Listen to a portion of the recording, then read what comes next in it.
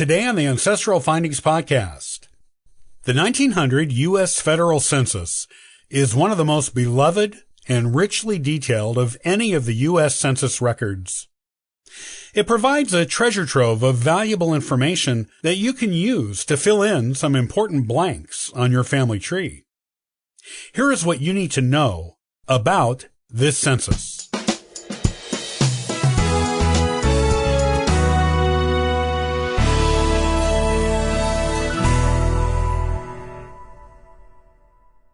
The 1900 U.S. Federal Census was the 12th of its kind taken in the United States. It began on June 1st, 1900, and the results determined that the population of the United States at that time was a little over 75 million people. This was an increase of 21% in population over the previous census, which was done in 1890. The population increase reflects the increasing number of immigrants coming to the United States at that time, usually from Europe, and with a large percentage of the newcomers being Irish. This census also showed that the most populous city in the United States at that time was New York City, which doubled in size from the previous census, thanks to the consolidation of the city with the borough of Brooklyn. New York City in 1900 was the first U.S. city to record a population of more than 3 million within its borders. This census is a popular one among genealogists due to its richly detailed questions. There are questions on this census that were not on previous ones, and some questions that were only asked on this particular census. The type of questions asked is of special value to genealogists, as they focus on the structure and makeup of each individual family in a way previous censuses had not. You can find plenty of information to fill in the blanks on your family tree with this valuable historical document. These are the questions that the 1900 census asked of its respondents. Address. Name of each person in the household. The relationship of each person in the household to the head of the household, whether male or female. Race or color, this is how it was worded on the census. The age of each person in a household, the month and year each person in the household was born. The marital status of each person in the household, as well as how many years they have been married as of the date they answered the census questions. The number of children each woman on the census has had to that point, and how many of them were still living. The place of birth of each person in the household, as well as the place of birth of their parents. If anyone in a household was born in a foreign country, the census asks for the year they immigrated to the United States, and whether they are naturalized. Occupation of each person in the household. The number of months that year each person in the household of working age was unemployed. Whether anyone in the household was currently attending school. Whether each individual in the household could speak English. Whether a person in a household could read or write.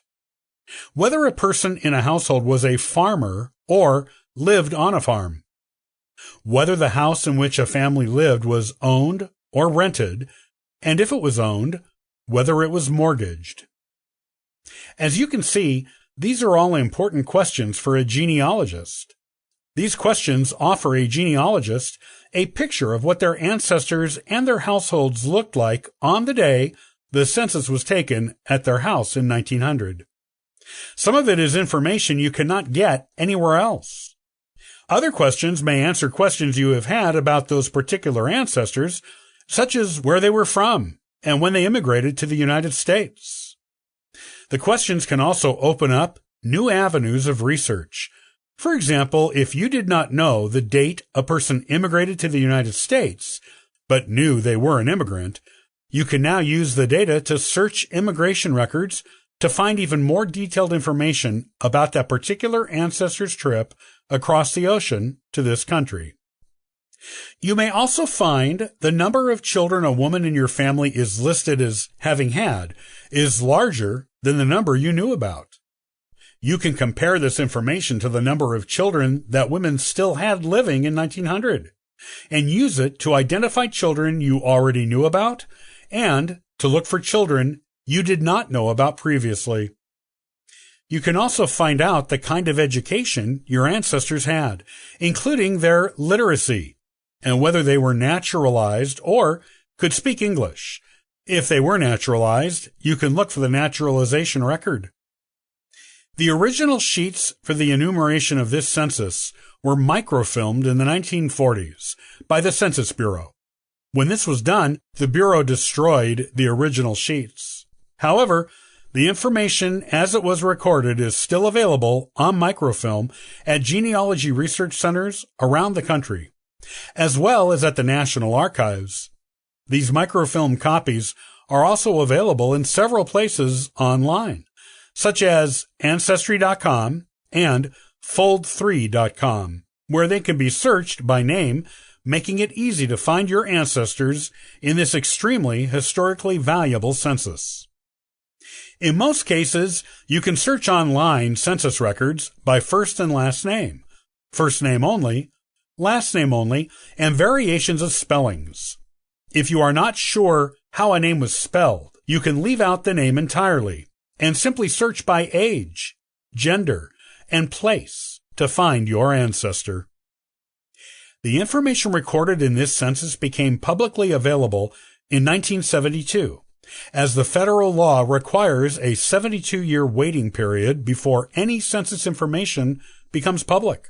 This is to protect the privacy of living people who may be mentioned in these census records. Until the invention of the Internet, it was necessary to go to a library with a genealogy department, to a museum or history center, or to the National Archives to view this census. These days, it is much easier to use this historically valuable census to research your family tree. The 1900 census is one of the most lengthy when it comes to questions, but this is what makes it so beloved by genealogists. Use it to learn more about your family tree today. You can get all the genealogical charts and forms that I've talked about. Look for the link in the description box.